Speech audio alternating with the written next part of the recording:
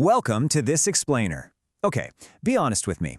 Have you ever stared at a totally frozen loading screen, a dropped video call, or one of those endlessly frustrating page not found errors, and just wondered, where exactly did this connection actually snap? Well, today we're going to unpack the exact journey your data takes. We're using the ultimate map for diagnosing all that network chaos, the OSI model.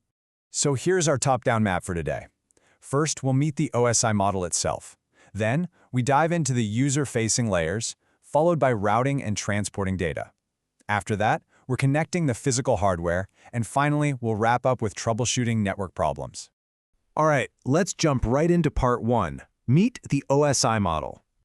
You know, if you've ever dealt with a mysterious IT issue, understanding this exact structure is literally the difference between blindly guessing and, well, surgically fixing the problem.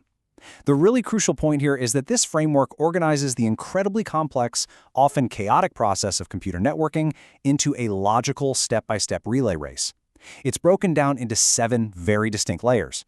We start all the way at the top with direct network services and data formatting, and then we work our way all the way down to the actual physical transmission.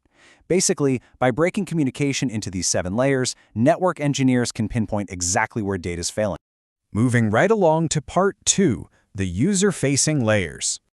Let's start right where you are sitting right now, interacting with your screen, and explore the top 3 layers. Think of this whole thing like an assembly line, right?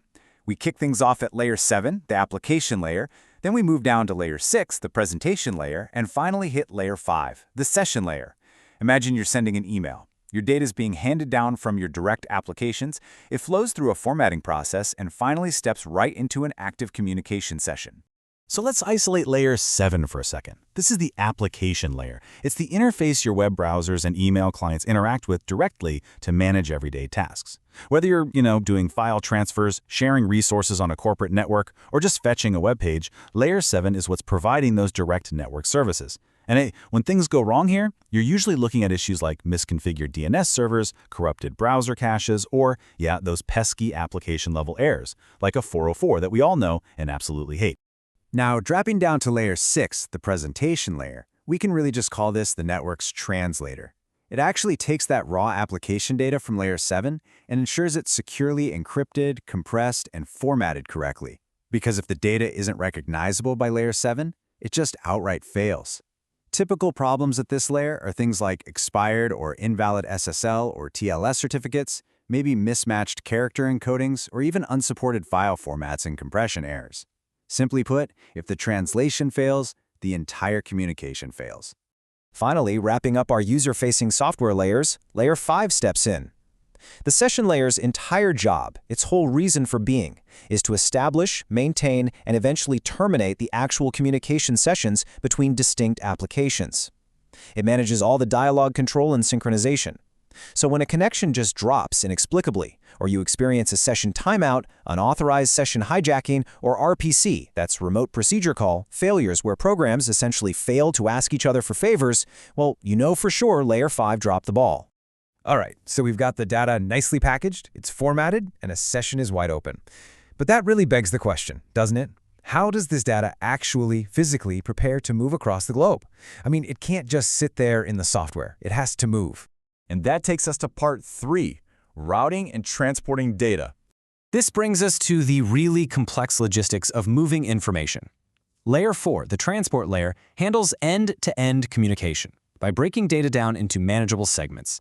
It manages flow control using protocols like TCP, which think of it like a heavily tracked package, or UDP, which is honestly more like tossing a postcard in the mail and hoping for the best.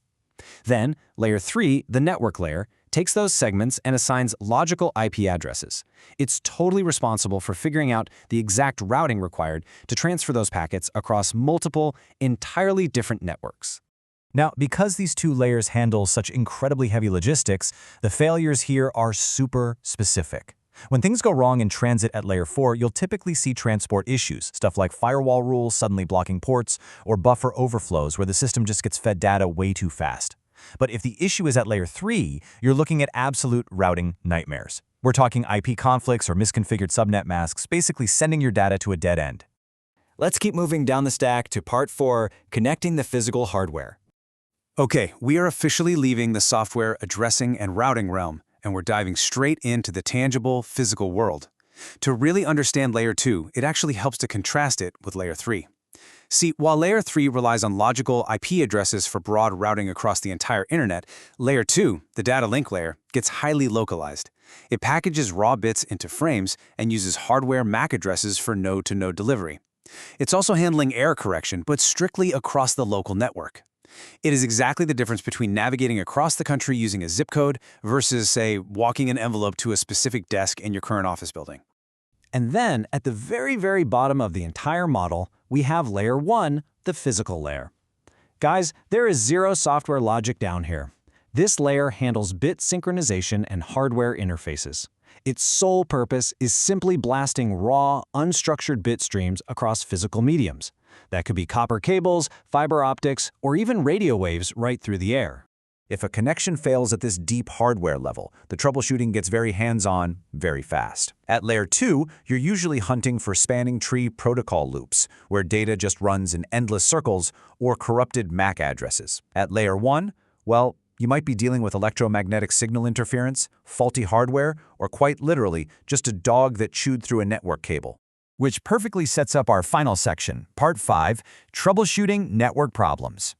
Knowing what these 7 layers do is definitely fascinating, but recognizing how they fail, that is what transforms you into a true network detective. By recognizing the symptom, you instantly know the layer. For example, an HTTP 500 error. Boom, you know that's Layer 7. An invalid SSL certificate. That's your Layer 6 translator failing. Dealing with an unauthorized session hijacking? Layer 5 definitely dropped the ball. The best part is, you don't even need to bother checking the physical cables for these types of issues. I highly recommend keeping a mental or actual screenshot of a cheat sheet like this one. It perfectly synthesizes our entire top-down journey, mapping out all 7 layers, from application all the way down to physical, and pairing their core functions directly with their real-world problems is a game-changer. It shows exactly what functions, and more importantly what fails, at every single tier of the OSI model. So the next time your internet inexplicably breaks, I want you to resist the urge to just blindly restart everything. Look at the symptoms and ask yourself, where exactly in this 7-layer relay race did the data drop the baton? Armed with the OSI model, you're no longer just a frustrated user. You are a network detective. But as we move toward an era of quantum internet and decentralized routing, it really makes you wonder, will this classic 7-layer model survive the next decade of evolution, or are we going to need an entirely new map? Thanks so much for joining me on this explainer.